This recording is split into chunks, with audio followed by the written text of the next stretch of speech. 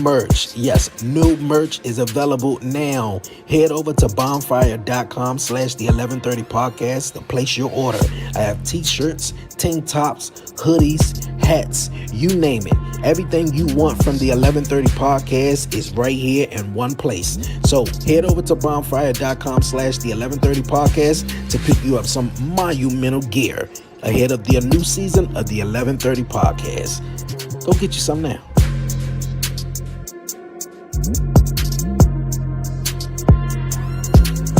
TV is more than cable for less than cable. More unexpected plot twists. Less unexpected fees. More committing to new shows. Less committing to an annual contract. More being held in suspense. Less being held on hold. More modern. More simple. More than cable for less than cable. Try YouTube TV for free. WTW Wrestle Talk Wednesday. That's right. Get with me, Brian B., as well as buzzing with Marlowe's very own Warren Marlowe, the American prodigy. And you see him, your man from the 1130 podcast, Dre on Wheels. That's right. We the commission talking that Wrestle Talk Wednesday nights, 5 p.m. live. Yeah, be there, subscribe, follow, like, share. Get at us. Commission, baby.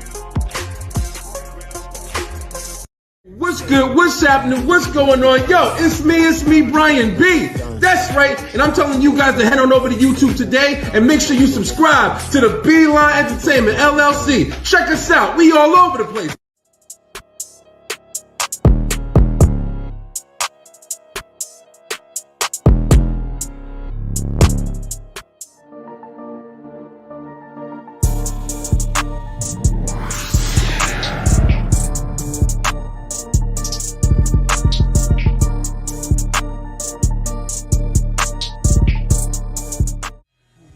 Yo, what up? This your boy Kenneth Stones, aka Coffee Weeson. This your boy DOE, Good Brother Bowl. And we are the Dirty Hills. You already know, man, you tuning in to 1130 podcast. Mm-hmm. Not 730, but 1130. Dude, that's my job. Not 7:30, but 11:30. Yeah. And you have been Dirty Hills approved.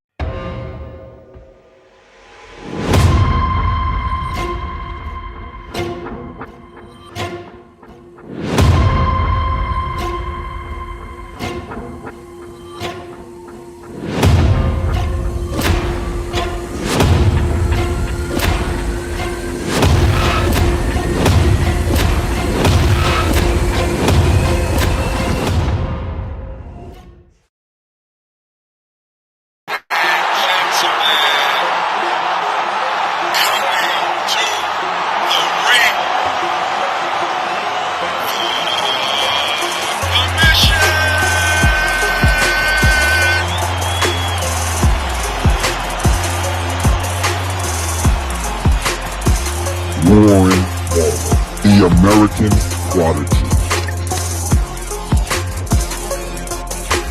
Dre on Wheels. Oh, that was so great. I love that. The boy just having that in there, bro. Man, WTF. And Brian B. I personally feel like they made the right decision by not. I think Gable, he gained a ton of acknowledgement from their matches with Gunther, taking him to the limits and them showing that. Commission Talks.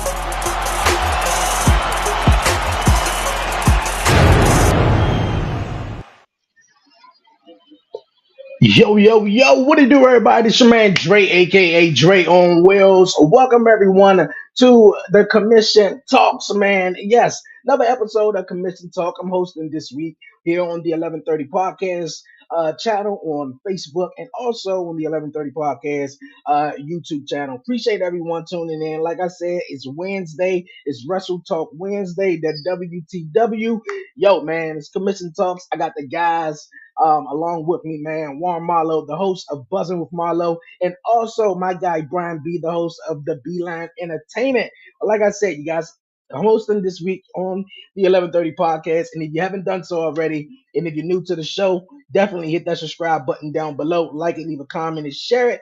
And don't forget to follow the 11:30 podcast on all social media platforms, man. Definitely subscribe to the Buzzing with Marlo podcast and the Beeline Entertainment LLC. The links are down below. All right, you guys, man, we're going to get into the show first and foremost, man. He got a big matchup coming this weekend, you guys. This Saturday, DCCW Beatdown Blessings, man. My guy, Warren Marlowe, a.k.a. the American Prodigy, is going to be kicking some ass this weekend. We're going to be chatting with him ahead of his big matchup this coming weekend. Also, you guys, Swerve Strickland is definitely making some noise, definitely in AEW.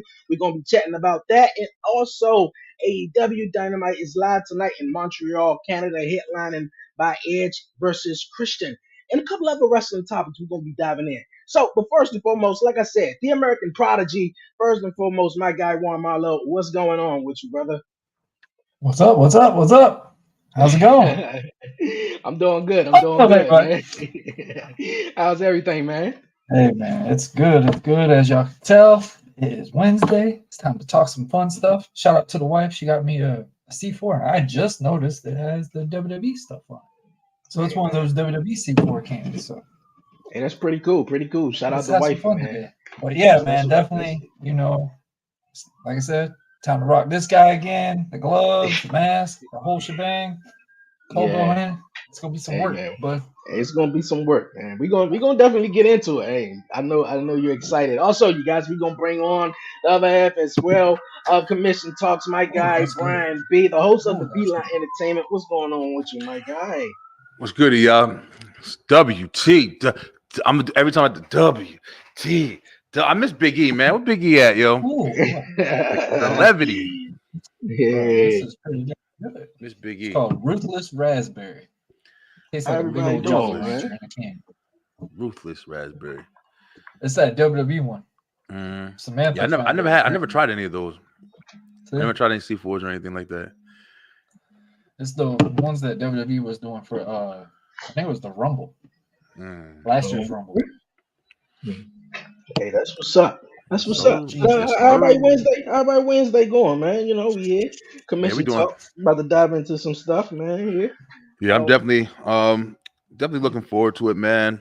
Been having a pretty good week this week, man. I don't know about y'all, but I was struggling last couple of weeks. We were having like, you know, when things just start to pile up and you're just like, what the hell is going on, bro? But then it's like the release. As you start to notice that release, it's like, I handled it. I handled it. Speaking of fighting and wrestling and stuff, let's share this story with the crowd real quick before we dive into the meat and potatoes.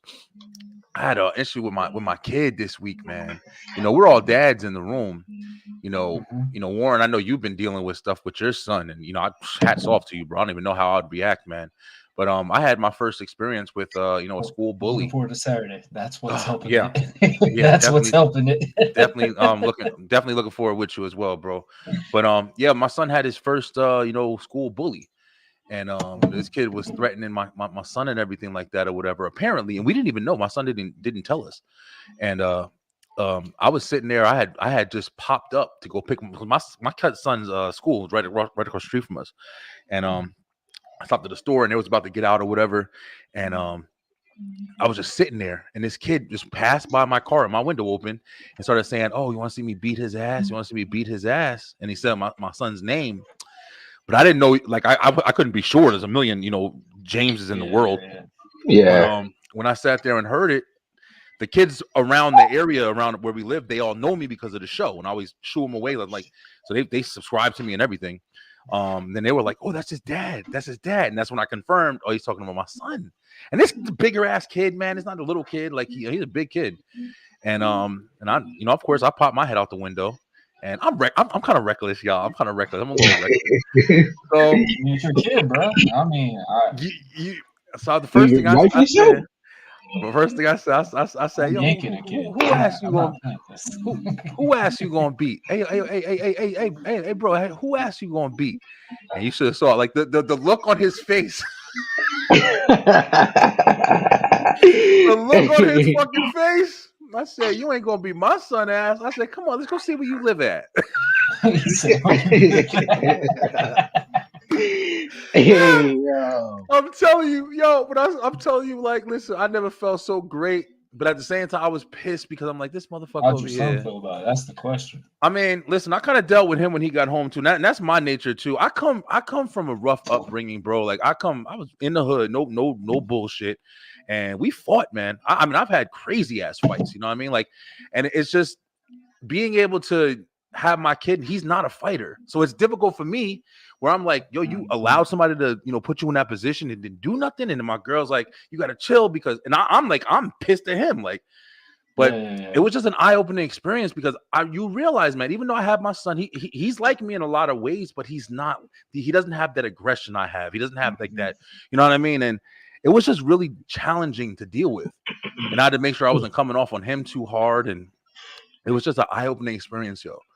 No, I don't think you were coming off hard, man. Like you said, you're a dad. We all dads, and you ran into your first lions, bro. situation. We gonna protect our cub. I mean, that's the best reference we could do. And I love how you said we were all dads. So I did post it on TikTok and everything. I said this is our new segment called the Dad Rant, and I thought that would be perfect for the commission talks because like all three of us are dads. Yeah. And for you to talk about that, the stuff that I'm going through, I can actually smile and somewhat, and I'm back in my way now. And everybody can tell I have not been myself for like a month and a half. I can imagine. So, definitely can imagine. Yeah. So I can only about a bully and stuff like that. Like my kid, he lives 8 hours away from me, and he's special needs. So that's my biggest worry. From like I see these videos where these kids are brutal. Like it's sad. Yeah, really. And that's something that, and we're scared for Dre with this because Dre's baby, he's still very, very new. So he's not used to like any of this stuff yet. And that's my biggest worry. But the funny thing is I'm not so worried about my daughter with her being 5, I'm about to be 5 Sunday. And my daughter is more like me, slugfest. Like she'll punch you in the mouth if you say something. Yeah, my daughter's like that too. Yeah, she's real. My daughter's real aggressive. My son's just like, hey, you leave me alone, I'm good. Like girls are more like aggressive and like I'm in the gym because of my daughter. I'm not kidding when I say this. But I want to say though, like how you just said though, you wasn't wrong from reacting like that because that was the first instinct. And a little bit what Warren was saying, like how his son, special needs. And I remember growing up, being in a wheelchair, you kind of like the only one in the classroom or the only one sort of in the school that has a disability. So you still stand out, and people, whisper, make stuff like that. But like dog, like we talk about that now, and we talked about that before. I think with all three of us, just even when I was preparing to be a dad and just running through so many scenarios of homeschooling and so much stuff. So man, look at it, dog. That's a father moment. I know you had to feel proud. Like, hey, was that the first time that's ever happened? That was the first time. And on some real shit, I didn't know how I was gonna react. I wasn't expecting this shit. Like I'm just painting the picture. Like I know you guys it's like the kids screamed it at you because usually in our days we played the front like we weren't gonna let the parent know that we're bullying a kid or whatever's going on. Warren. You misunderstood. He didn't say it to me. He said never would have said it to me. He just overheard him. Okay, He was. It was just some crazy ass coincidence. God put me in that situation, shit. Honestly, like because I was going to the store and I was just picking something up, and I was just getting back home at the same time the kids were getting out. So I literally was like, all right, let me just pick them up real quick instead of them walking their little 10-minute walk or whatever to get to the door. And when I'm sitting there, I was just sitting right across the street where our entrance is to our subdivision, and I saw the kids walking. I heard them saying, y'all want to see me beat James' ass? And of course, James, I'm like, oh, what the fuck is he talking about? Mm-hmm. And the kids know me. So the kids, I guess when they kind of, because they were in a little group, and the kids were like, oh, that's his dad. That's his dad right there. And the kid didn't know. And then when he said, when he confirmed that he was talking to my son, that's when I said, who asked you going to beat? And I was in the car window. Who asked you going to beat? And then the kids, because they fucking know me, because I've kind of cursed them out a couple of times because they was in the front of my house cursing and shit and suck my dick, and all of a sudden I said, yo, chill. You feel me? Like I'm one of them niggas. Like don't be wilding out in front of me. Yeah, but ruthless. And when he sat there and said that, the kid's bigger. He's like one of the bigger kids.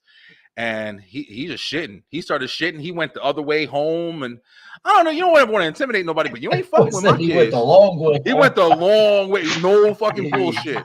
And apparently it worked. It worked, y'all. He hasn't fucked with my son since. My son, every time he comes home, I said he walked the long mile. What's he walked that the movie? fucking round. I don't even know. And I know where he lives and everything. They go that shortcut. They go the long way because they don't want to get beat up by them kids. I don't fuck around, yo. I'm saying, like, hey, you gotta take that. You gotta take that shit, man. I don't fuck around. Before we go and start, I mean that's something that we all got to really kind of take knowledge of. Like you just said, that's the first time that's ever happened to you. I have an 11-year-old, so I don't know if that's happened to him.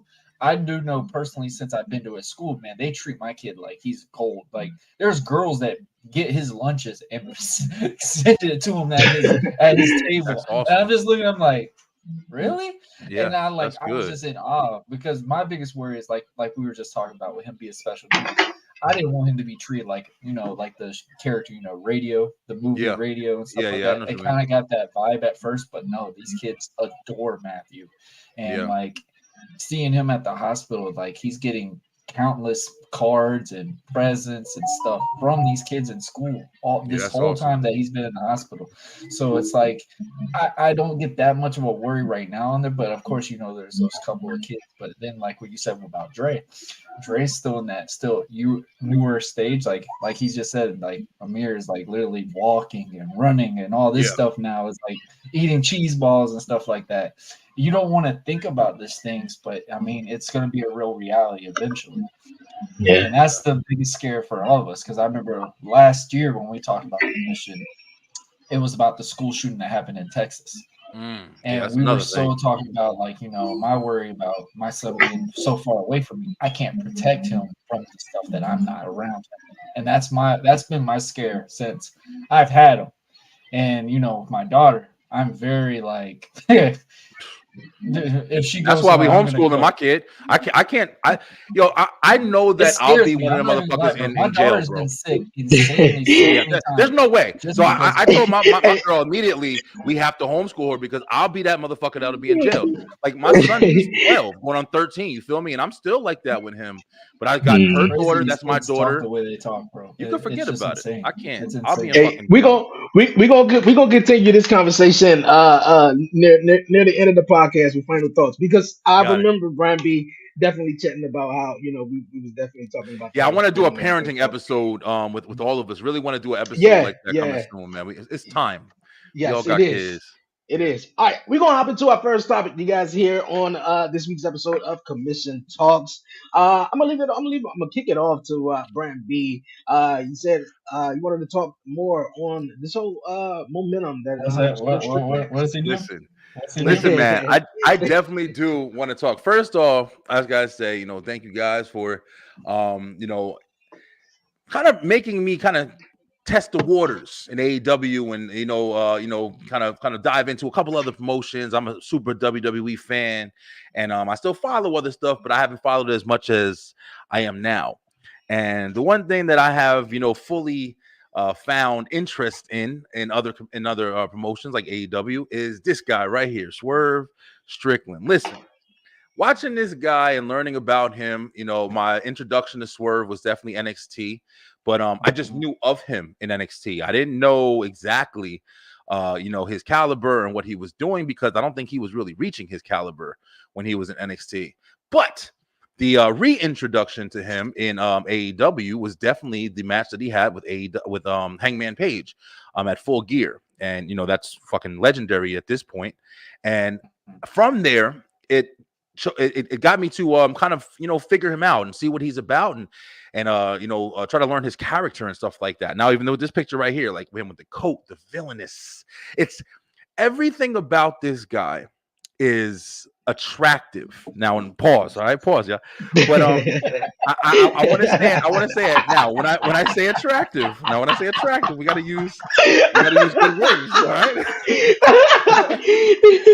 But when I say attractive, we are gotta use good words, all right? This is gonna be a short. He It's said attractive. Pause. Yeah, pause. We gotta pause That was one, funny. right? Okay. So let me dig myself out of the hole. All right. But I meant to use that word, but it's interesting because this guy, like I said, he came from NXT and he wasn't really utilized in the way that you're seeing him now. And literally just with his music, his entrance, his whether you want to call him a manager or a hype man, whatever, with Prince Nana, everything about this dude is a movement, yo. And that's what I'm picking up on. And I think a lot of people are picking up on it because people who don't even watch wrestling are doing the dance. I've been seeing it on TikTok. It's a movement, just like Daniel Bryan with the yes shit. Like, it caused me to understand, and I'm really starting to kind of understand the importance of building a fucking top name, man. It's a building kind of situation. I think we have these conversations all the time, like who's the next guy, who's the next John Cena, who's the next Roman Reigns, who's the next Daniel Bryan. Yo, anybody, I believe, to a degree, has the ability to be these people, but they have to be built in the right way through the storyline, man. And I think that with Swerve, he is a beautiful interpretation of that at this point. I love it. I've been doing that shit all week. I was just playing it. I got your song on the playlist, bro. And Warren, I remember one time. We were talking about Seth Rollins, yo. And you had said something about Seth, and you were like, the only reason Seth is over is because of his music. And I was like, what the fuck is he talking? You know, and I still feel that way. I'm not siding with you. No, it's the biggest thing. It stands him out from just that wrestler. And that's the same thing about Swerve. Swerve, and he said it perfectly on Chris Van Vliet's podcast. If anybody hasn't checked that out, go check it out. Yeah. The biggest thing, what you're talking about with the NXT thing, is Swerve just saw it as a wrestling perspective. He never saw himself as that character. This solidified him as that main eventer now, just from what you just said. Prince Nana. Crazy. This thing right here, this is putting T-shirts on. This is putting money in his pocket because now this is getting to be a whole plateau range. Tony cannot forget about what's going on. That's the same thing WWE had with one particular guy, Daniel Bryan. When you have people on ESPN doing this, bro, just from a movement, movement, that is when you know you have captivated an audience, and that's where you know you went from just a plain superstar to damn near an attraction. But that's what I'm trying to say with this whole situation. Like, I brought that up for that relevant reason. Like, you know, Seth Rollins is literally established character. You feel me? Like, Seth Rollins' music is something that came after his establishment. Like, he's been a main event star. He's had the Shield. He's had all these people. He's an established name. You know what I'm saying? Swerve Strickland is somebody who is becoming established, and you're able, if you're a fan of this shit, or even if you're just kind of like, you know, involved in wrestling, you're able to see the progression, knowing the history, knowing where he came from, and you're able to see, damn, this is entertaining. Why am I so hooked? Why am I still singing his song? Why am I still thinking about him? Why are we talking about him right now? Because he's become something different than, like you were just saying, Warren, on that show, more than a wrestler. He's an investment now. He's an entertainment now. You feel me? And not to take away from his wrestling credibility, because the match, that hardcore crazy ass blood fucking gruesome, it was entertaining. It wasn't like a typical like bloodbath type scenario. Like, you can take him serious fight. You can take him right now. And I wanted to break down like what we're looking at, man. Does everybody need to establish a Prince Nana to become, a draw, a name? I want to go into that. I want that's really. I know that is a really good question. I'm gonna chime in real fast though, and I'm gonna kick it back over to Warren. And you brought up something like, having a Prince Nana with like a Swerve, with like a superstar like a Swerve Strickland. And I think what is missing in today's wrestling is a lot of managers. Yes. Back in the days, man, just about everybody had a manager. The tag team had a manager, whether it was Mr. Fuji, Jimmy Hart, Jimmy Hart, Jimmy Hart. like Paul. It was Jim just so Cornette. many Paul guys. Heyman, Jim Jim Cornette. Yeah. Cornette. Like, and Yeah. today's, and it was like for a moment they were going in Paul that Heyman. direction, but Paul Heyman, yeah, but it's like they decided not to. I don't know. WWE is not really, I guess, or at least Vince was not really big on managers or the whole tag team thing. But I think Crazy. that really what makes a superstar. You look at Paul Heyman right now with Rock Roman wouldn't be Reigns, who he is if it weren't for he Paul. it would exactly. So yes, that to answer your question, I say yes, and obviously the dance took off on social media. It's incredible. Where I think it was a Rampage, and he was just doing it, and it haven't came out, and people were just tuning into it, and they keep on doing it. So I think it's going to be really it's going to be successful. The big question that Swerve says, man, he wants to be the first Black AEW I world can't see champion, it not happening. I can't see it not happening. Honestly, I think it's a real Yeah. big potential. Obviously, we Yeah. got to get through the whole MJF situation right now, but I think Swerve Strickland is definitely going up there. Like I said, that song is on my playlist though. Like telling you. That's, you know, I love how y'all are talking about that because I mean we forgot another big name that really established Bobby Lashley, Leo Rush. MVP. Leo Rush. Leo Rush. MVP. Nah, you tripping. Nah, Leo I don't Rush. agree with that. No. I mean, I was gonna say MVP. He Yeah, helped. I thought you He were gonna say helped. MVP, but no, He I'm gonna helped give you your Bobby credit. Lashley get out of his shell because Bobby Yeah, I Lashley do went give you from your that little credit. cuss for a little I bit. agree a little bit because he was the He was that opposite hype of man Bobby for a Lashley. little bit now. Yeah, he was boring to the me. hype I man, never. I but he never was the found The opposite. beginning of Now, it? Yeah, that shit was corny to me. the only I didn't like reason Leo why Rush I think like that. I support him, and that's my guy though. He's from DC though, and he sent me a happy birthday special, so that'll always be Oh, my okay. guy. So but he was the opposite from Bobby Lashley. He was small, Yeah. the small guy, big mouth, move real quick, and everything like that. They were testing Wasn't the getting waters with paid him. big either. So he really dedicated himself to do that. But I thought you was gonna say MVP. Like I MVP will too, say MVP, but I wanted to say Leo Rush because Leo Rush started the cusp of Bobby Lashley standing out to really making us believe, oh, Bobby can be this guy that could possibly hold a heavyweight title in about 2 years or something like that. But yes, MVP was the one that really got him into that main event start because nobody would have thought MVP would have been a manager. I mean, I think MVP. I never thought MVP was going to go back to WWE because me he neither. I didn't know he was going to be 3 times that he was never going back to WWE because he literally just said he had every single thing that he could do. So when I saw him on the Royal Rumble, which was not even 2 months after we talked, because we did a show, I actually was just there just to see my friend Alex Kane, and he literally was just there, and he told me, he was like, "Yeah, I'm probably not going to go back."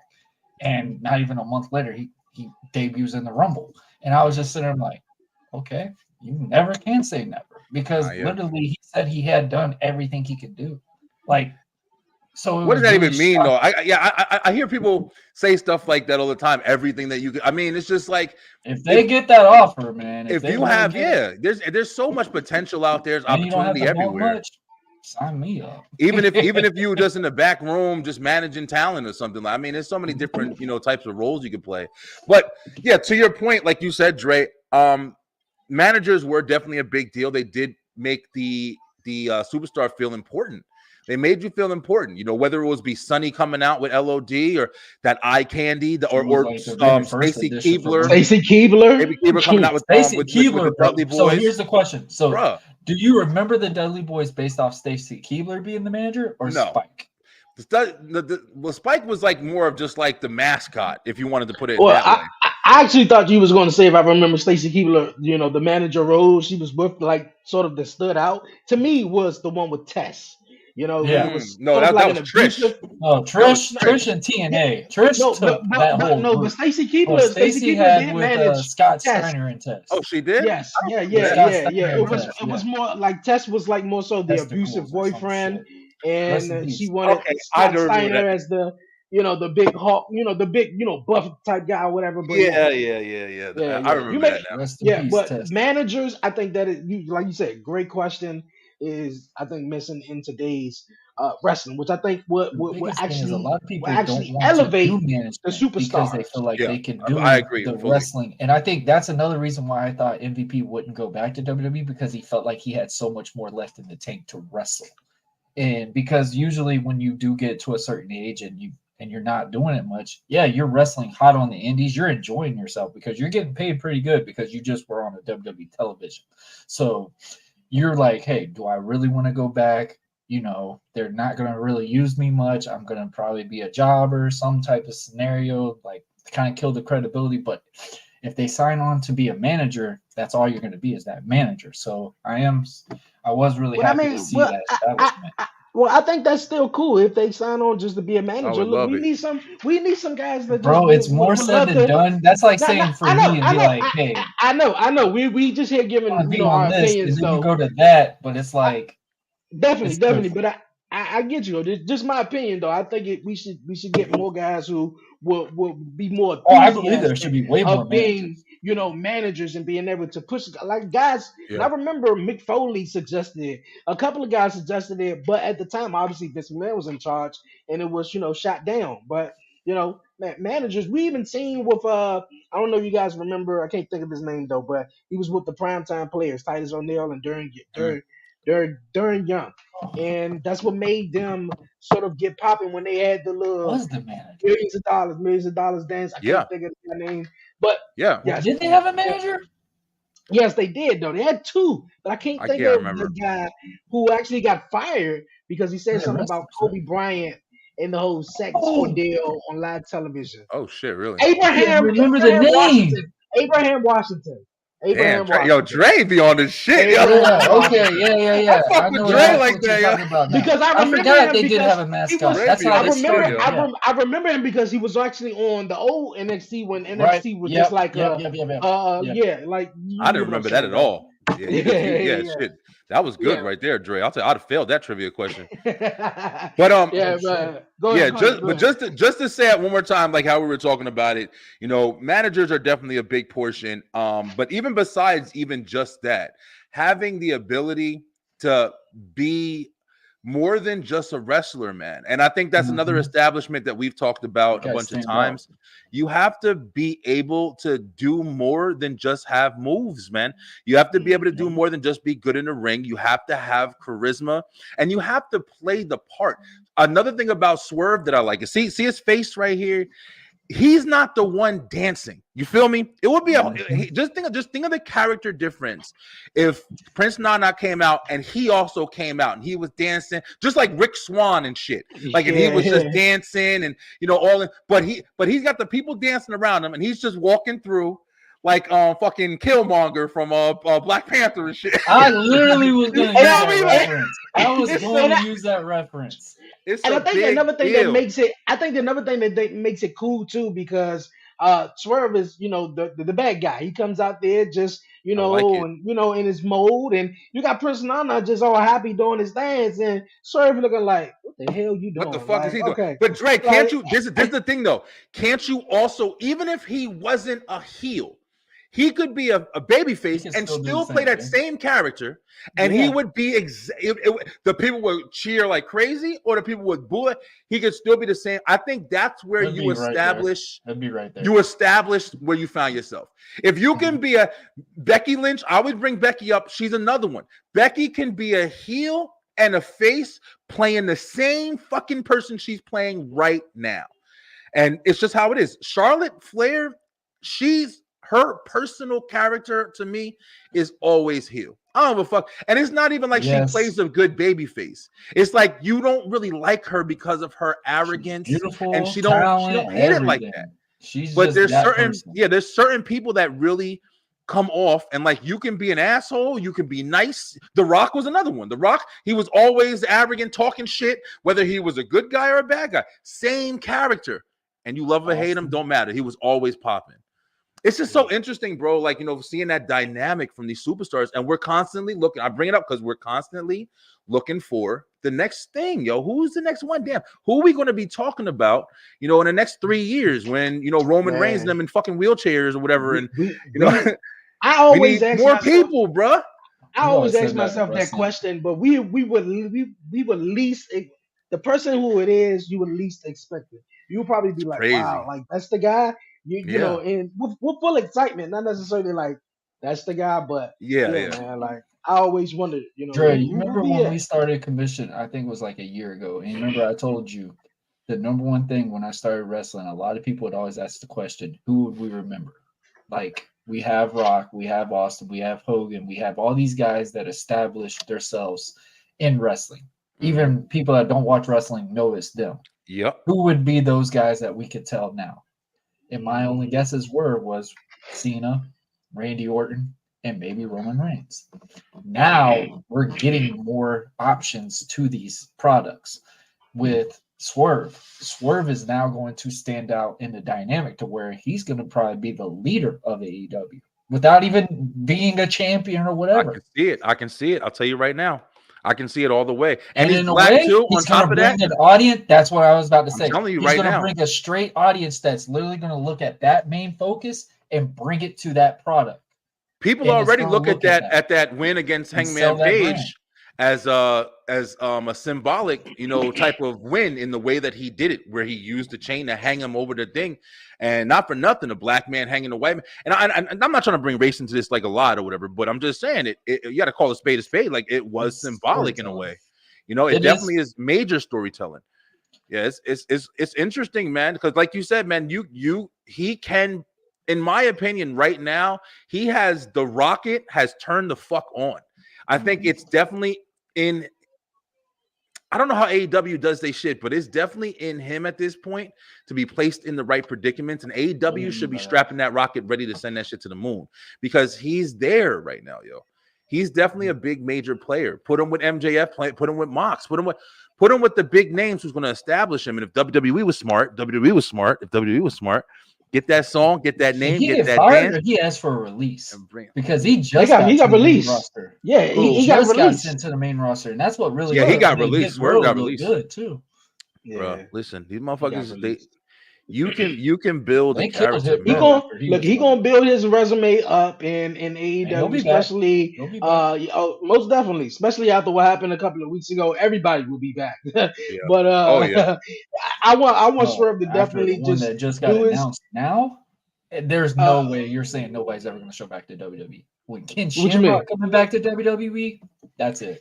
He wasn't that controversial. He left on really bad terms, though. A lot of people Yeah, but I mean, a lot of everybody exactly, leaves a on lot bad of people terms. bad Mostly. terms. You fired, So- you leave on bad terms.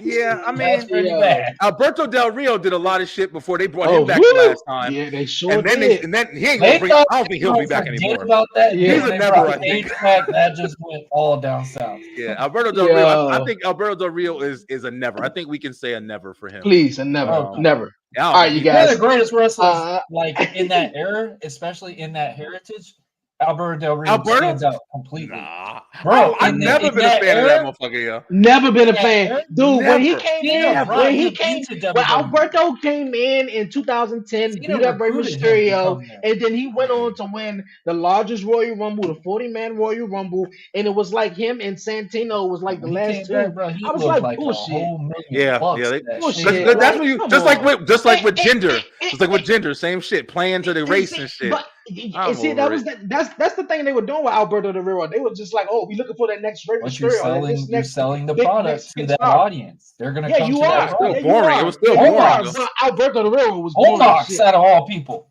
The Nigeria and all that. Bro, Omos' they gonna watch credibility that though. shit because Omos, but Omos is here. but check it out. If to have this conversation real quick, Omos is a credible source though. You're telling me that a fucking 7'5" He's an gigantic ambassador black right now. monster, like you telling me, if he came into the ring, I said this shit a while ago, and I think Warren laughed at me and shit too. Warren's always laughing at my ideas and shit, but I'm trying to be creative and different. I'm not trying to be the fucking same. But it's like if Omos came in the ring and they established Omos as a giant, it's not even hard to do. He's fucking huge. And they said They were we're trying gonna to do put like Omos Andre over. booking with him. We're gonna put Omos over no matter what. We're gonna fuck Roman Reigns, fuck Brock Lesnar, pick up Brock Lesnar, just throw him out the ring and shit, and just establish a monster. The storytelling, like you say, Warren, the storytelling alone can build that product for you, man. Like he's already got the caliber in his image. His presentation is flawless. Now you write the fucking story, bro. It's like being given like the X-Men and saying, here, I want you to make movies out of them. Oh, this guy is my fan. Okay, so I know what to do. So you the storyteller. So tell the story with the fucking characters that you have. And that's why I'm saying, like, Alberto Del Rio, just like Dre said, like I was never a fan. He might be the greatest wrestler. I know he was doing MMA shit with a fucking mask. I didn't like him, but he was just it wasn't it, yo. It just wasn't it. Manager. He wasn't no Eddie. He wasn't no Ray. He wasn't none of that shit. Like, yeah, he was corny, man. The Ricardo Rodriguez thing did. He established him. He helped. Yeah, the announcer having your own announcer and shit. Yeah, but Alberto Del Rio himself was not. It wasn't. Hey yo, man, love it here. Guys, we're gonna get back. We're gonna get back into some more AEW wrestling topics and wrestling topics in general. But next topic, we're gonna dive into it, man. Like I said in the beginning of the show, my guy Warren Marlowe, aka the American Prodigy, has a big matchup this coming Saturday at DCCW Beatdown Beatings, man. We're gonna check this out right here. We're gonna give my guy you got Socko on your arm. Oh, okay. It's gonna get my guy Warren. It was Socko. Thoughts, man, before his big match. Looking for another member. Maybe they got a prospect here. Uh-oh. Your trick didn't work. Well, this is what happened. You pulled the hair. Damn. You pulled his hair. And that's gonna do it.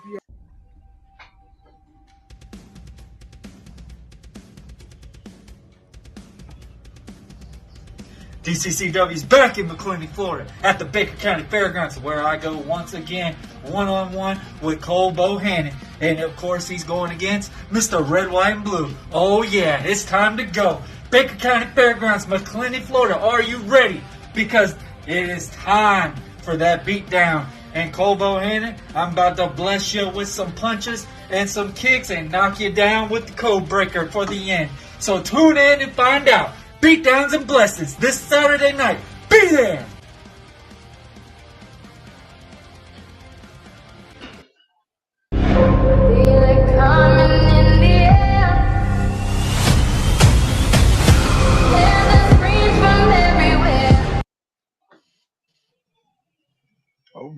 All right. The American Prodigy, man. Got a huge matchup coming this weekend at Beatdown. Beatdown Blessings. I hope I'm saying it right. Yep. Beatdowns and Blessings. You're right. Yes. All right, man. Tell everyone about the show, man, and how you preparing yourself for it. As you can tell, man, we went to war last show. Cole Bohannon is not a small guy. He's got his name. We just a little bit of the backstory of what's going on between me and Cole Bohannon. We kind of started out in the same area, and Cole left due to one of the promoters telling him, "Hey, you don't look like a wrestler," and that fired Cole up, and he went on a whole year and did every possible booking he could to get his name out there and represent himself and get himself out there. He actually got an interview with Busted Open not even 3 months ago. And so he's been putting himself on this radar and stuff like that. And I've been really excited to really do something with him. And I actually got to have the opportunity thanks to DCCW. Shout out to the promoters, Vanessa and Steve Pinder. I owe everything to them. Probably some of the most loyalist people. I can honestly call them family. They made me love doing this again. If anybody doesn't remember, man, I left this in a very not healthy way. And for me to do this again, went from just doing a one-off to actually doing a yearly thing now, doing every show that get booked for them and stuff like that is just awesome blessing. Going against Cole Bohannon, we tore it down last time. We fought tooth and nail. I still feel some of the pain, like seeing those punches still, my body still kind of like feels a little hit every time because the kid hits hard. He's smart. He's still very young, but he is ready to go. And I mean, just these group of guys. And one thing I do love about this promotion is because when you think about wrestling, and when I first got in, me being a Christian, it's kind of, isolating when you put wrestling with Christianity at the same time. And the one thing I do love about it is they put ministry first, wrestling next. And that's something that you don't see often. So Jacksonville, Florida, we don't got a lot of wrestling promotions. I really tell you right now, one of the best promotions out there. They take care of their audience. The Baker County Fairgrounds crowd is loud, southern as can be. It's just a great feeling, and I'm excited. This Saturday night, man, I'm coming. Hey man, that's what's up. That's what's up. Cool. Brian, you got any questions?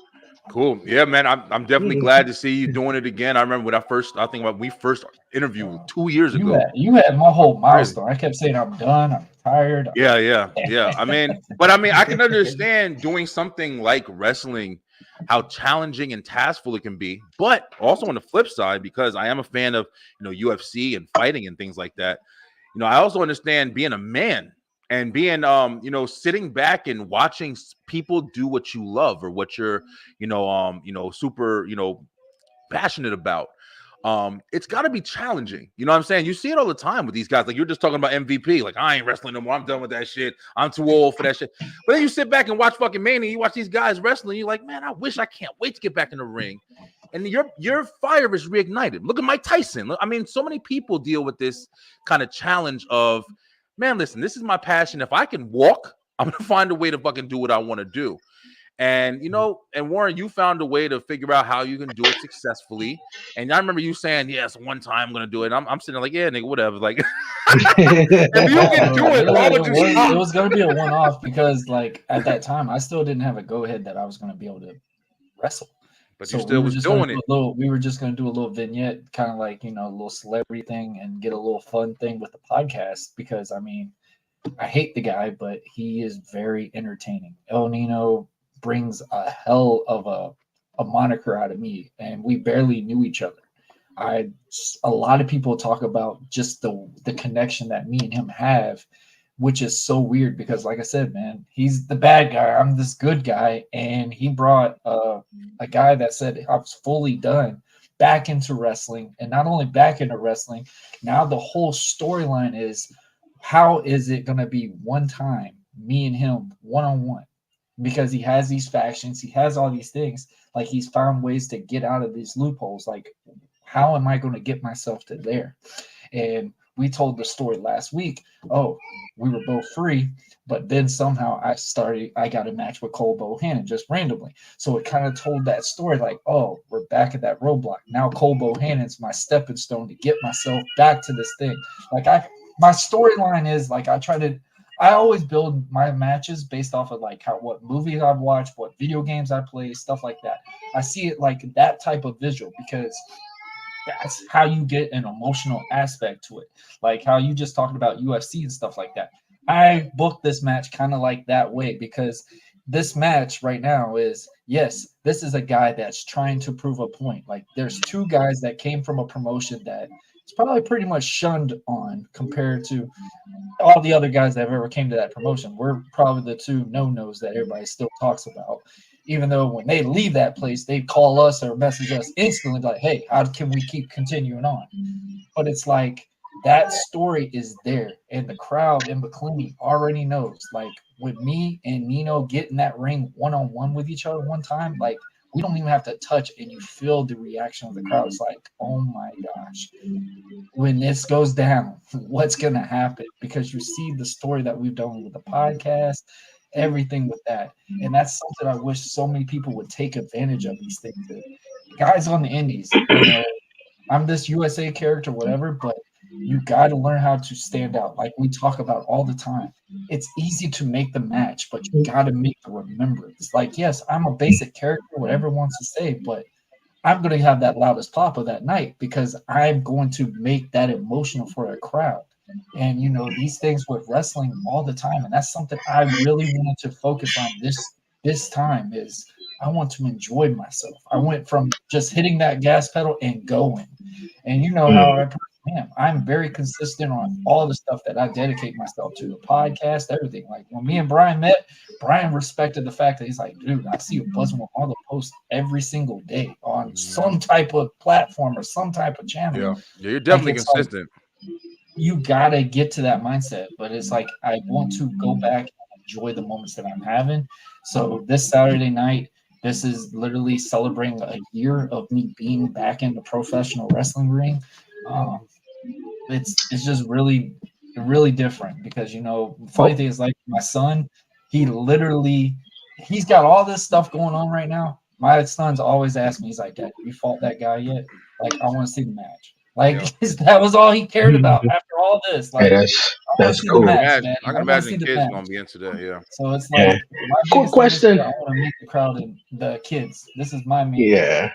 Yeah. Quick question though, before we, just move on or whatever. You talked about El Nino and highlighted him and the stuff that he does in the ring and how he's a great performer. Who else that you have worked with or that you would want to work with? In wrestling, since you said this has been a year since you've been back. The rumor is, obviously, everybody's wanting me and Alex Kane eventually in the near future. I won't be an American Prodigy with that one. We would have to do something fun with that one. There's a young guy that I've been really close with. His name is Wild Thing, Chris Kane. I think me and him could do wonders together. And the DCCW moniker, there's this guy named Prince Handsome. A lot of people give him crap, but dude can perform phenomenally. Obviously, we got Jake Logan. We've got Eddie Torres, guys like that. One of the guys I really got my eyes on under the radar, maybe in the near future. I mean, never say never. Maybe I could go against Matt Cardona or something like that. I mean, it's just a matter of, I'm not really focusing on like going book to book to book. Like, I literally am I'm keeping my schedule perfectly to where I can keep it sane, have that one not on my back and kill me. That's the biggest thing, It's easier to do this when you're single. I know people would throw that, well, I'm married and I support I mean, but still, like, it's a lot on the family. And, my main go-to was I wanted to be a dad. I wanted to be the family man. So that's something I make a major focus on. Yeah, that's what I was gonna say that right now, because like, with Dre asking you that question, and like, people that you want to work with, or opportunity, and I can imagine that wrestling is something that opportunity has to be found, not because it ain't going to come to you. I can imagine, like, if you want to work this syndicate or whatever, you have to find where the matches are. You have to find where the people are who are working the matches, booking the matches, putting the ring up with them. You hear stories like it all the time. But in this age, like you just said, we have the podcast. We have different areas where we can message people. We can I've send been taking videos. advantage of it. That's what I'm saying. Like, do you take the risks and say, hey, fuck it, even if you might be out of you talking Matt Cardona, maybe Matt Cardona is wild, but wouldn't you have to present yourself in a way to be like, to even like gather his attention? You know what I mean? Like, you couldn't go to him and be like, yeah, I've had 7 matches and look at me and shit. No. You'd have to go to him like, look, I think we could put a banger together. If I don't have a promotional title, he's not looking at you. I mean, we're just gonna be blunt with that. I'm saying, establish and sell yourself to that product. I agree with you. That's what I'm saying. Like, because even if you don't have a title, if you're somebody who's making listen, like we said, to bring it back in full segue, Swerve Strickland. You know what I'm saying? Like, let's let that be the caliber of understanding. Like, you don't have to be established. Mm-hmm. You have to establish yourself. You feel me? Like, you don't have to be a name. Nobody's a name before they're a name. So if you was like, I'm fucking the American Prodigy, and you even just said something just saying that, I wouldn't be the American Prodigy if I'm first. So you've already established like a different character or a different segment that you would have to hit to go against somebody or you thought would work. So if you wanted to go like up against a Matt Cardona or these big indie names, would you have to package yourself differently or even put something together that maybe you wouldn't have to do in different scenarios? I would have to change the mask. I know a lot of people have said that one. Honestly, no. I think my thing is I want to just see what the world is like, bro. It's like, kids are getting shunned upon what the right choices are, what's the wrong choices and stuff like that. My character is really showing like, hey man, shit can be tough, but fight through it. And that's something like I want to tell the story. Like we talk about it. Hogan, one of the trail marketing things of wrestling. And Brian, you're a great representative about Hogan, man. That was your boy. That was your favorite guy. So like one of them, yeah, one of your favorite guys. Like you talk about like just the promos and stuff that he had. My go-to is American Prodigy is a character. It's me turned to a 100. Like I remember, shout out to Tino and them. I sent them my promo video and they looked at it and were like, "Bro, I cannot. It does. I can tell it's you, but I can't tell that it's you." And that's what I want to really keep that as a moniker. Like when you see American Prodigy, I'm more fearless. I'm going to be on the top rope. I'm going to do these things. I'm going to make you question, like, is that really him in that mask? Because Warren Marlowe is terrified of heights. I don't like roller coasters. If anybody doesn't know, I don't like roller coasters. And you're seeing me on matches jumping off of top ropes and ladders and all this crazy nonsense because I want to make that a differentiated thing because wrestling needs those characters like we were just talking about. And I talked to Alex about it a couple of times and he was just like, you know what? The character is simple, but you stand out on it and you make it mean something. And the kids believe in you. And that's my main audience. I want the kids to believe in me. So like, say like if I want to wrestle a guy, like I've wrestled him before, I would love to wrestle him again, is Effie. Effie is a guy that was never trained in wrestling, but has established himself to be one of the biggest names compared. He draws as much as a WWE star would draw on the independent show. And it's just because he's literally branded himself and made his name known or whatever.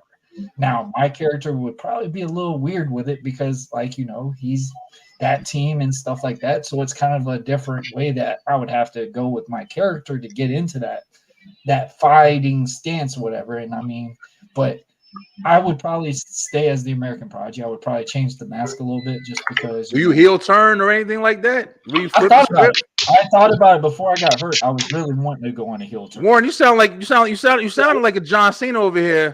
Captain Planet and shit.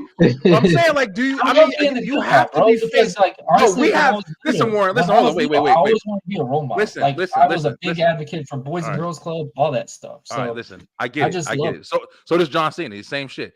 But I'm just saying, like, when we have these conversations, bro, we've been having these conversations for fucking 2 years. You feel me? Like we've been talking about the characters in wrestling. We've been talking about like the different storylines, and you're a huge a booster for trying to find new stuff going on and new product and new talent and stuff like that. So isn't part of it establishing character, learning the audience, figuring out, hey, is this stale? Is this a new routine? Do I need a change? Do I need a gimmick? Do I need a coat instead of a jacket? Do I need a fucking pair of sneakers instead of the boots? You know what I mean? Like, it doesn't have to be like, grand changes. Changes can come in so many different forms of way. Maybe you got new music. Maybe you got a new, video package. That's why I always ask, because, I didn't think about it until you were just talking right now, but you've been the American Prodigy since I met you. And I'm just wondering, like, do you have any kind of other things that you are interested in doing? Like, whether it be one day cutting up the American Prodigy. Just imagine how many fucking people would start saying your name. It's just I'm just saying, I'll be a manager and shit. I'm saying it. I don't want to. I'm not saying yes and I'm not saying no. Like I said, bro, I have taken advantage. My thing is, I have taken so much advantage of the podcast, and the thing is, my biggest thing was a lot of people don't really want to watch just the bantering and the wrestling perspective, but they do. But I made it to where my show would have the little vignettes or whatever with Nino and whatever, but I would have the interview like it's a basic episode. But people would really want to watch the very beginning because they see Nino on it. They knew it brought a reaction out of me. They knew like, oh, this cool guy, whatever. There's something about him. Like I just said, I'm not saying I'm saying yes and I'm not saying no, but there is a lot of fun things I got planned up my sleeve. That's why I'm going a full run. So just stay tuned. Hey, I look forward to it, man. I definitely look forward to it. DCCW, Beatdown Blessings this Saturday, man. This Saturday. My whole idea of. Definitely make sure you go out, man. Definitely if you're in the Jacksonville area, Jacksonville, Florida, and see my guy Warren Marlowe, aka the American Prodigy. All right, guys, man, we're gonna roll on to our next topic here on Commission Talks, man. Sort of, bring it back. What we were just chatting about a little bit earlier with AEW live tonight in of the Montreal, year. Canada. So I'm gonna leave it to Warren Marlowe, man. I think he brought this topic up of Edge versus Christian going down tonight. Warren. Bro, think of it this way. These two started wrestling together. These two have been in this business well over 20 years. And undoubtedly, they're one of the greatest tag teams of all time. This story right now, if you're not an AEW fan or if you're not even a wrestling fan, you would want to watch these two go against each other just from the banters that they would done on TikTok or something like that, because they bring an emotional feel out of this. You could tell Edge is a little hesitant when regards to when he's around Christian. Christian is literally just acting like nothing's affecting him. So, I mean, just the stories that they have got it's beautiful. And the match that they did, that 6-man tag match, made me want to watch this feud even more because they didn't even touch.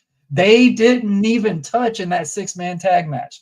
That's something I've been waiting for, a build to a storyline, because that tells you there was a hesitant aspect. Oh, I don't like you. You've done this thing to me, but there is still something I just can't fight you type scenario.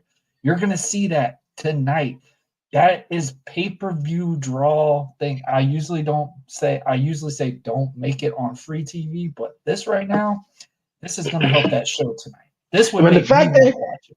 The fact when I saw that they're going to be in Montreal, when this was on the calendar and they announced that they were going to be in Montreal, I said, okay, because earlier this year we all seen Elimination Chamber and the SmackDown before that they were in Montreal, fans going crazy for Sami Zayn, and we all seen numerous of times and numerous wrestling events in Montreal where the crowd is crazy, the unforgettable Montreal screw job in '97 or whatnot. So I just know that I just feel like tonight's gonna be a big night for them, regardless though, whether Edge and Christian. I don't think Edge is gonna win. I think Christian is gonna win by hook or crook, something, but I don't know.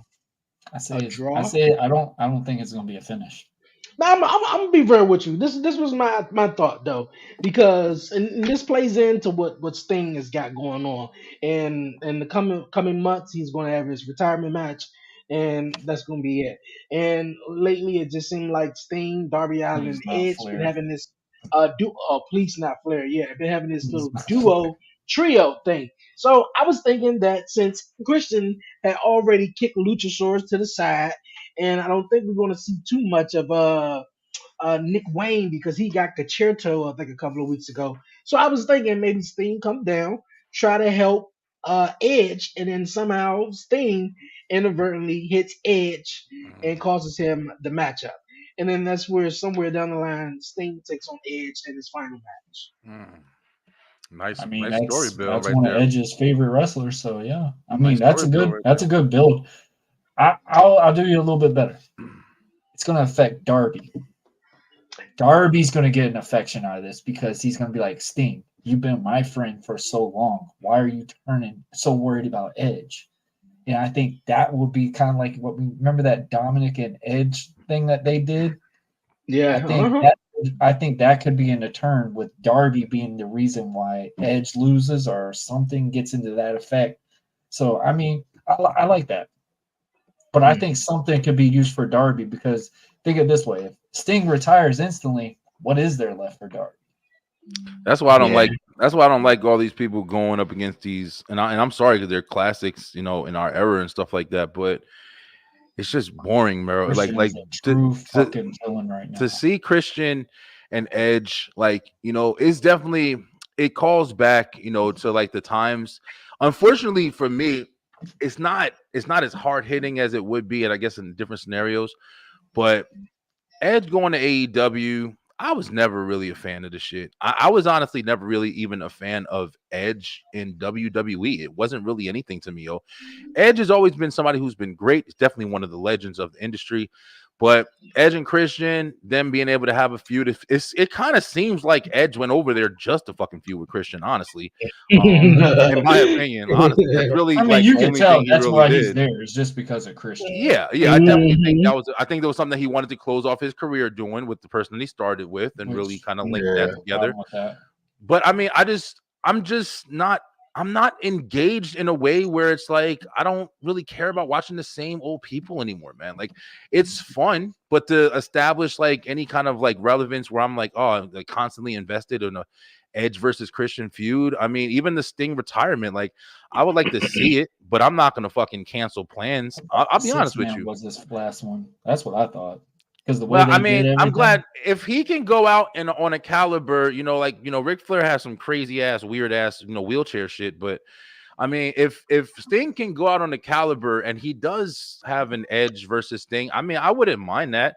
But I wouldn't mind that only because who the fuck else is there going to be? I mean, yeah, not because Christian that would be my only pick. Like, Yeah, I get what you're saying on, bro. Christian, yeah, Christian is the only one in this. Edge and Christian haven't been in the ring since 2009 together, one-on-one against each other since 2009. Hold on, what you say? They haven't been able to face each other since 2009.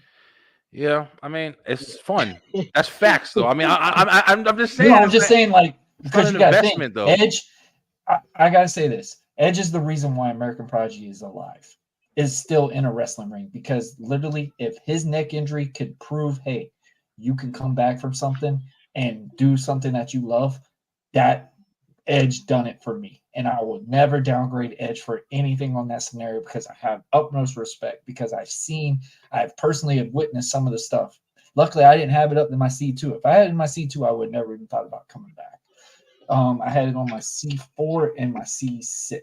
So it was like, it was bad, but it was not as bad. But, Edge coming back and building and doing the stuff that he's doing at a high caliber level, man, I get so excited to see Edge, because you think it this way, because so much was taken from him at the time. Like if anybody hasn't saw Impulsive with Randy right now, Randy's saying he has a second living right now in wrestling.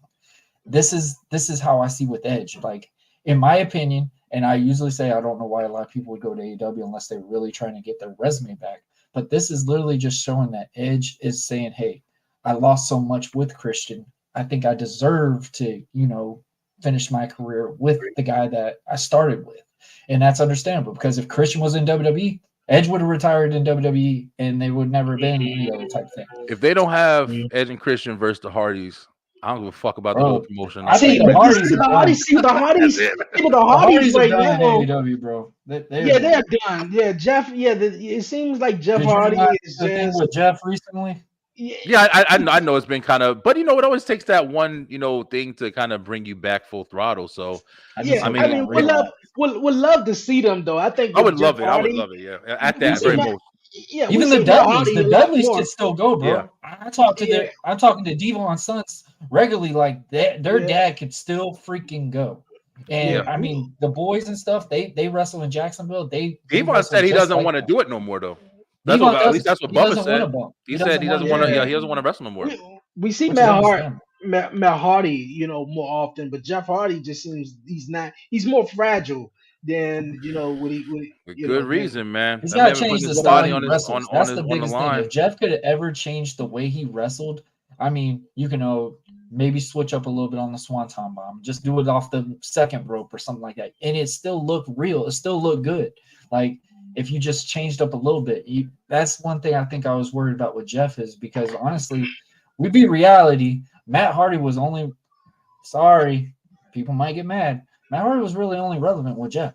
Like, honestly, for the longest time, Matt Hardy until he was in TNA. Until he was in TNA, and he established that I hated Matt Hardy gimmick, was incredible. It was established. That shit was incredible. Yeah, thing. I mean, I love the V1 thing he did in WWE because it showed something different. But Matt Hardy was one of them type of people that doesn't get enough credit for their creativity. Oh, he doesn't. Because he had so many. He was the one that really took the most beatings in the matches. Jeff was the one that took the flying things. But Matt was the one that was literally the one in the ring. He kept fighting it out through the whole match. And then Jeff goes in and does a swanton bomb, do the little crazy things, and that would have been it. So it's like Matt doesn't get a lot of respect as much as he does, like he should, because, like you said, he just established himself in TNA. Like, he had some great runs at TNA. He made people watch TNA. But that's one of the things, like I was saying about Edge and Christian. I mean, it's fun to see it, man. And I think it's still go at their age right now. That's why, and that's why I say, like, you know, I'm not trying to hate on them or whatever, but it's just I'm just not as interested in seeing, you know, the guys that I've had in the past be like the relevant picture anymore, bro. Like, you know, when you turn on WWE even now, I love seeing that, you know, the Judgment Day guys, Damian Priest, even JD McDonough, even fucking Dom Mysterio, like, these guys are getting relevant, you know, screen time. They're important factors of the product right now. And you don't see Sting in the ring anymore, fucking wrestling with a cane. And I mean, yeah, it's phenomenal. He can still be in the shape to do what he's doing, but I'm just saying, I don't even care about his retirement match. Like, be honest, yo. If y'all can pick, like, if we had a fucking time machine and we could just make anybody go to whatever time period or whatever, who would y'all honestly like to see fucking end Sting's career? Like, just to start off, if I had my way to have an exciting match to see Sting's last match, I would say Hogan.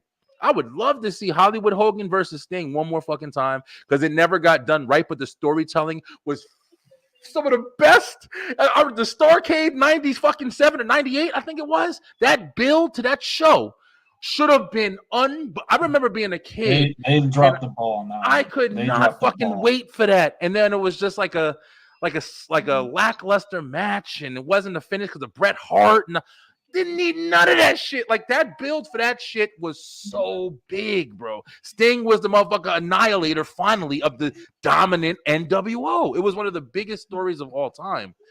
But if I could choose, though, go ahead, Dre. Yeah, that's what I was just about to say. If I could choose, obviously it would be Sting versus the Undertaker. That would have been it. I'm not gonna lie though, Sting had a hell of a match with Triple H in his WWE. Yeah, he had a hell of a match though. But I mean, when Sting came in the WWE in 2014 at Survivor Series, hold on, but when he, I know, but when he came in 2014 at Survivor Series, it helped Dolph Ziggler win his team Survivor Series match, and it was like Sting is it. Okay, he's going against the Undertaker, and then Triple H stuck his nose, you know, like like really, well, and it really was a cool little throwback. DX versus NWO. That was all cool, but I think the match we all wanted to see before both of them really hung up their boots, it really wasn't that long, you know, for them to go. Was really Sting. With that Brock Lesnar match, you probably would have got it. Yeah, you're right. I mean, honestly, if you think about it, because Taker lost his confidence that year, and he's talked about it very openly about it. You know, after that Brock Lesnar match, he really got fucked up in that. Yeah, but also scenario. Sting got fucked up as well. I mean, he when Seth. Well, that was after that WrestleMania, because then he did the feuds with Seth and all that. Yeah, I don't think he ever had another chance to say, "Hey, I'm gonna go," because like Dre just said, he had Triple H go up against Sting that WrestleMania, and after that, because that was that Night of Champions, wasn't it? Yes. When he buckle bombed, I don't think they had another time to really.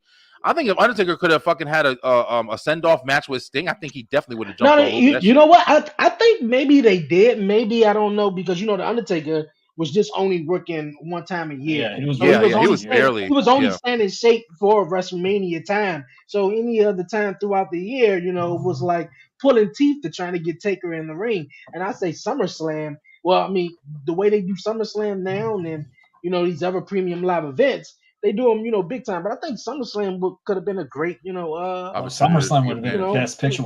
I won't lie. When he came in Survivor Series, and that was the first, what was it? The first way they aired the WWE Network. I mean, what was it? What was the pay-per-view that was free or some shit like that? What was it? Because there was something that they did. You talking about Survivor Series? Yeah. What was it that they did? Where Sting like something debuted? Special.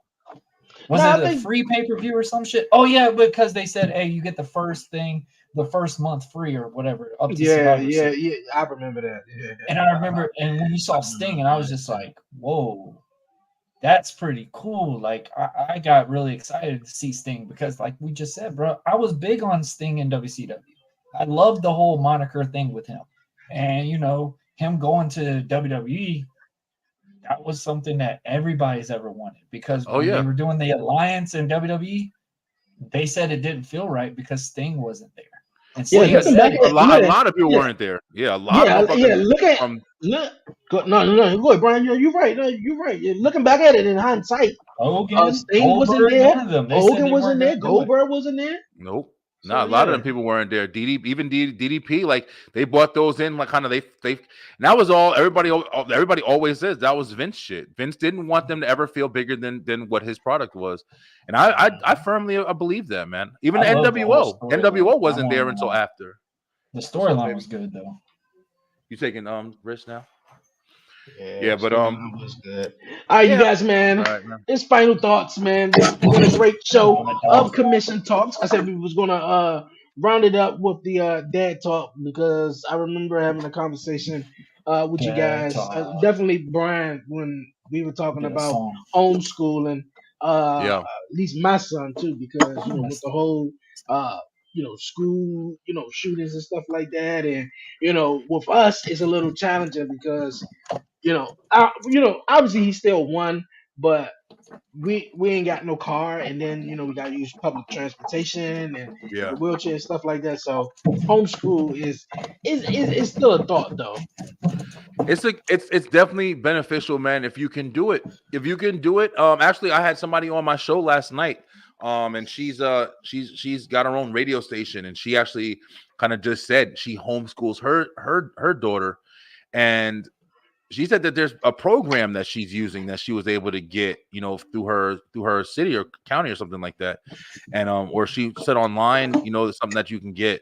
In my opinion, if you have the opportunity to homeschool and you can do it successfully, and when I say homeschool, you got to understand, the challenges that are going to come with it. You know what I mean? Like you can't just set your kid up in front of a computer and walk away and shit. Like, you that's the way it is in the world now. Yeah.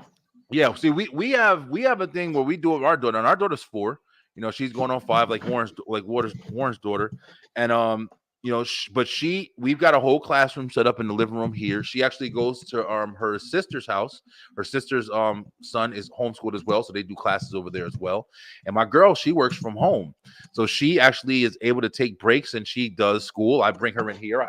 I got a full gym in here and shit. Like I'm fat for no fucking reason. I'm telling you already. I'm not taking advantage of it. But so I box with my daughters. I just got my son boxing gloves. Like we do everything, bro. And it's like, it's just the fact that if you can, I think that's really the biggest thing. But it is more successful in my opinion, man. The structure of school and everything that we've been taught our whole lives, and the 8-hour days, and having to deal with the bullshit and the sexual shit from the teachers, and even the sexual shit from the students, man. I don't want my kids going through that bullshit, bro. I'm sorry, but if I can help it, I'm definitely going to take advantage.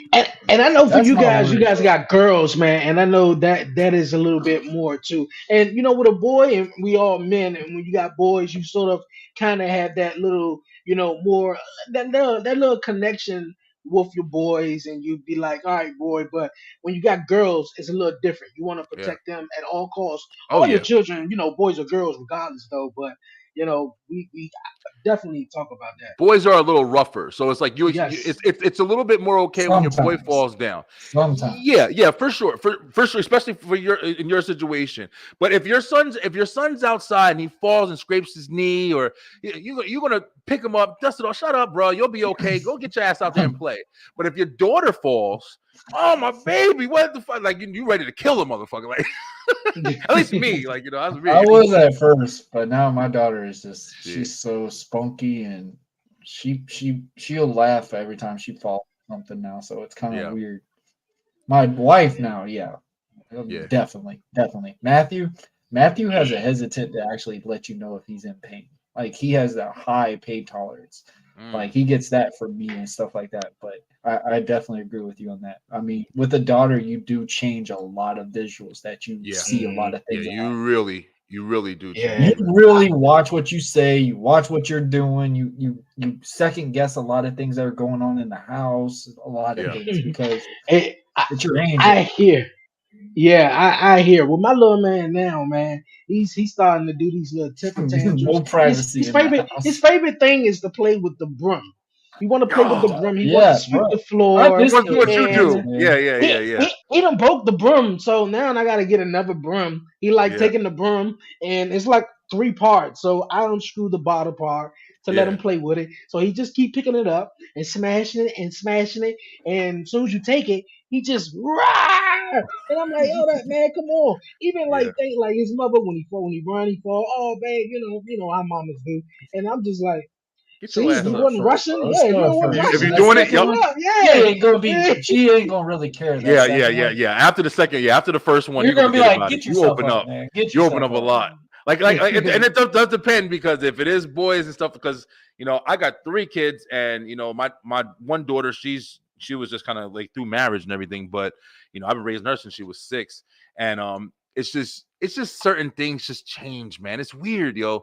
Because like Warren said, also like you do see things differently with the second kid, like the second time around, and it does. Like my son, I went through a lot of shit. Like, I don't know if I ever told you, Drought. I don't even know if I told you, Warren, but like the reason why I moved down to Georgia was because of my son. My baby mom's was in Jersey. I met her in Jersey, and then she moved to Georgia with my kid. And I was like, man, fuck that.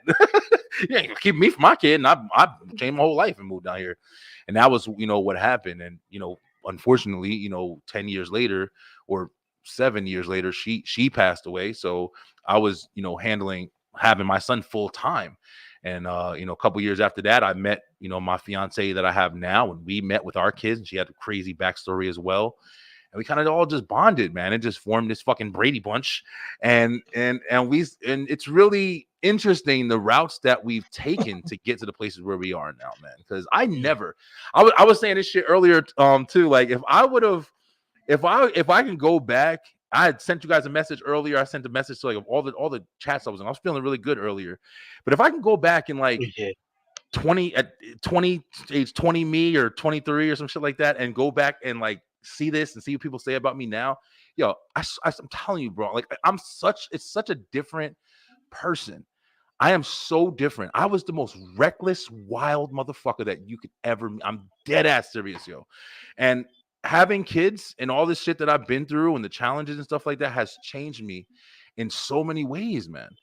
And it's crazy what kids do for you. It's crazy what they do for you, and also what they bring out of you, to protect them or to help them or to like whatever. It's really crazy, yo. Yeah, it is, man. I commend you for. I remember you shared the chat in the video, man. I just like I said, I love the positivity, man. I'm trying to learn more patience and just being a dad, man. And like you said, I find myself more emotional about things, when with my son, and just knowing how I didn't grow up with a dad, and how I didn't have those father and son moments. I had a stepdad, but he passed away when I was only 7 years old. So he was only in my life like 2 years or so. So that's only a little bit what I remember. So I really didn't have really big father figures in my life. So I take the moment out of my day before our podcast, afterwards, to spend time with him, or I always tell him that he got to pay up every day because it's tickle time.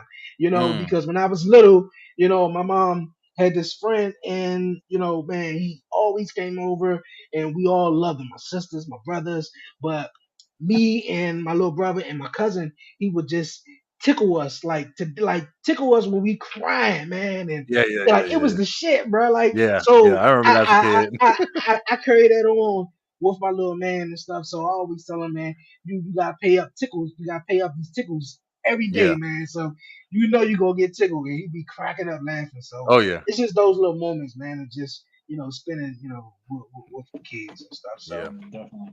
And that's Enjoying the something time, bro. I love how y'all talk about it. That's one thing I'm managing more of. I'd say this, I'm kind of like a stay-home dad on the weekdays. A lot of people are like, how you work on 3 days a week and then you're home with your kids on 4, is because I just cherish the moments I have with my daughter. Because like what we just talked about, man, my sons don't live with me full time. So like I have an 11-year-old son, but in reality, my 5-year-old is the one I've raised from the beginning. And it hurts at times to say that because like you just said, Dre, you didn't have a dad. I had a dad, but my dad was in the military. And my dad was gone all the time. And I grew off of a branch that basically was like, hey man, brush it off, suck it up, and keep moving. Like that was the lifestyle I lived. I mean, people could say that's mental health problems or whatever, but it made me who I am today. Like, I'm trying to tell you, man, that's an important way to look at it. You do need that tough love, and I had that's that shit something too. my dad watched one of my episodes, and I was publicly talking about like my lifestyle and everything like that. My dad broke down, and he was like, "Do you think I did stuff wrong?" I said, "No." I said, honestly, it would not make me who I am today because the stuff that I've went through, if I didn't get pressed like my dad did with me when I was at a younger age, I probably wouldn't be here, man. It helped you learn. I want to say one thing, and it just made me think of one thing. My mom actually did the same thing to me one day, and she I think she came over to pick up something, and she was crying, and I was like, What's wrong?" And she was like, she watched some of the episodes, and she was just talking about, I hope I was, the best mom, and I know I couldn't, be, everything, try to be what I could be for y'all, and knowing that your father would win in your life. So I resonate with that moment. So, but yeah, man, as long as I think we out here, just and my mom always told me, man, you have a kid, definitely take care of your children. So long as we have another opportunity, yes, you're right, and show up and just spend time with them, man. I think that's the only thing that matters, man. So for real, man, that's cool very moment, important, man. Did you guys ever like so many demographics? I love it though. I mean, that it's reality what we really do need to focus on, because we have so many people that look at fathers, and I mean, and it's like necessity as that father standpoint, like, oh, the father has to be the strong one, the father has to be this, the father has to be that. And like Brian just said perfectly, is you have a kid with someone else, it is tough. It is tough because we want to be in their life. We want to be there. We want to do these things. Like I still have some times where I just break down at times, because it's like when I see my daughter and it's like, damn, do I really know how to do what I was doing with her? Because I'm like, did I do that with my son? And true is no, because I get my son 4 or 5 times a year. And it's sad to say that. That's got to be fucking hard, man. And people are like, so why don't you just travel out there, every time? I'm like, my son's 8 hours away. I'm not saying that as an excuse, but but it's real. It's real life. It's a reality thing, especially the way the world has been and everything. Yeah, people can't. It's easy to fucking say all this and just give options. You feel me? Like it's always people feel like because there's a will, there's a way, and give a fucking little catchphrase and. No, motherfucker. Like reality speaks volumes. You feel me? Like even if it was 5 hours away, would you be able to drive 5 hours every single week? Even it's no fucking way, man. Like and it's really unfortunate, especially if you have somebody who's not working with you. See, with my nieces, their fathers and stuff are still in New Jersey, so we're literally fucking 12 hours away. 14 hours away from Jersey, where we're from. So. What my niece does is she goes and stays with her dad in the summer times, and she'll go stay there for 2 months, and then she comes back or whatever when it's time to go to school and everything like that. We hate it because she leaves and everything, but as a dad in a situation where I can understand if I didn't have my son, or if I wasn't able to move to Georgia and do everything that I did or whatever, then I would have to fucking make those kind of transitions. I would not know where my son is or what's going on with him fully. For 12 months out or 8 months out the year or whatever, or whatever, and then you have him and find out all the stories that he decides to tell me. But then in those times, like I had with my son, you don't want to punish them. You don't want to go. So it's like it's very difficult to establish that relationship. And you have every right to be, bro, because that's your fucking time. You know, even weekend dads, you know, I used to remember times where it's like my son would be acting up in school and then I'd go pick him up. This is at a time where I think it was a very short period where I had him like every other weekend. And when I had him, I'm like, my son, I'm fucking going out with him, doing stuff. I want to go out to eat. I want to go out to here. But I still had to play the role because, you're hitting girls and shit. So now I got to deal with you, nigga. Like, but it's just difficult because, like you said, people don't consider that real shit. They just consider the catchphrase shit. They just see it as that necessity thing. Yeah, so don't feel bad. Fuck that, man. It's like, you can't travel 5 hours. No, it's unrealistic. So it's just you got to figure out what you can do. And if that's what you're doing, as long as you're doing it, you're actively in your child's life every way that you can be. Everything don't work out fucking perfectly all the time, unfortunately for people, man. And people got to understand that shit. You don't want to beat yourself up your whole fucking life because you're trying your best and doing whatever you're given, the opportunities to do. So I love how you said that. Because last time when we talked, we were in that hospital and I was really emotional at that time. I see so much different things because of that experience at that hospital, because I've seen kids, and I think Drake can relate to this, like can't pick up pencils and stuff. And bro, it hurts them. And it's literally like, that's all that it's something that simple. And we take so much stuff in it, we don't take advantage of it. We literally take it as, that's something that we have to have. It's something like that. And I learned so much just from those little bit of experiences. Like I said, when I was at that hospital with my son, I was there the whole time. This whole time in the last 7 years, I've seen my son more this year than I've seen him any other time because he's in a hospital. And it's just crazy, man. And I think so many people need to just step back and go, man, what's there? Take advantage of it and be there. And that's something like I tell people all the time. Out of all this stuff that's been going on with my son, hell has froze over. Me and his mom actually get along now, which is insane to say that. Hey, Dre, look at Warren over here quoting CM Punk and shit. Oh, I literally, I said it to both of y'all. I thought it was CM Punk when he said it too. And honestly, she did listen to a recent podcast of mine, and it was basically talking about the whole situation. And she had it as a weird way at first, but then she really saw it as, I was just at a rough time at that time, and we had two different perspectives. We had two different views or whatever. Now, do I say that we'll be on a podcast in the near future? I don't know, because I don't know. I'm just at that point now where we could actually be in a room together, and it's not like I want to just, the situation. So just enjoy it, man. Yeah, just enjoy it. And I'm glad to hear that you are in that situation because it is rough, man. But hey guys, are we looking at doing the what we doing season finale? What's up? We telling the people on here. Next week, you guys, man. We are having the season, actually a mid-season finale. We're gonna be right back before the Royal Rumble. Hosting. Yes. We're gonna do some discussions in our group, and we definitely will let everyone know who's hosting next week, or if you guys want to host. It doesn't make a difference though. But we're gonna take our little mid-season finale. We're gonna be back before the Royal Rumble, man, and the road to WrestleMania. Thank everyone for tuning in. This was a great show of Commission Talks, man, and a great vibe.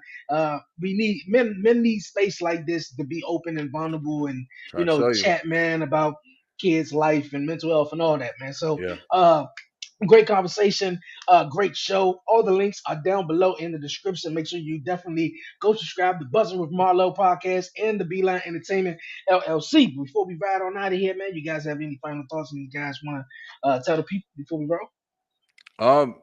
Actually, I got a lot, man, and I'm not going to take up too much time. But listen, Beeline and Commission Talk and everybody and Buzzing with Marlo and 11:30. Listen, guys, I really want to thank all of you guys for an amazing year. We're going to be going into the season finale, like Dre said.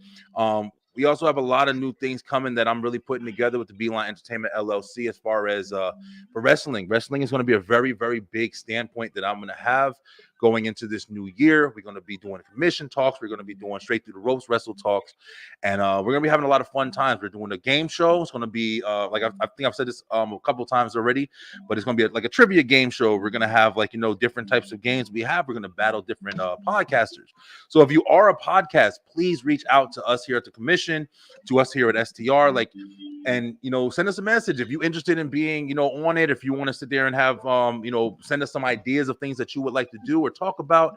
It's going to be a lot of fun. I'm putting all this shit together, and I want to entertain you guys as much as we possibly can going forward. Check us out tonight. We will be on Straight Through the Ropes Wrestle Talk at 9 p.m. streaming on Facebook, Twitch, TikTok, Twitter, whatever, all that shit, whatever we got. And we're looking forward to it, man. I really want to thank you guys. I want to thank you guys as well. It's been a phenomenal year. And I'm very excited, looking forward to 2024. I'm not gonna lie, man. I'm very excited. Most definitely going forward.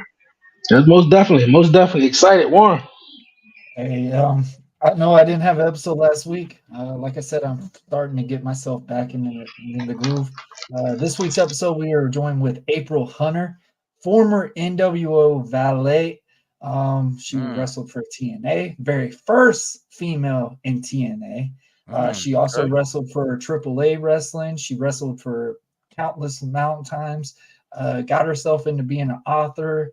And we really got into talking about fitness, helping her get out of the party lifestyle. So definitely tune into this one. It's only going to be part 1 of the episode. Part 2 will come out in the near future. But, man, definitely tune in. It's going to be a good one. Bro, you better have any episodes like that, you better have a fuck, marry, kill. Right now, that'll be my first thing. Great episode, man, for real. No episode of Talk Pro Wrestling last week. I had a big celebration, man. I had some Patron for the first time in a long time, man. I woke up the next morning, I was like, "Oh shit, over here, huh?" Needed a little break. So, a live episode of Talk Pro Wrestling, a special episode of Talk Pro Wrestling this Saturday. It's going to be the mid-season finale as well.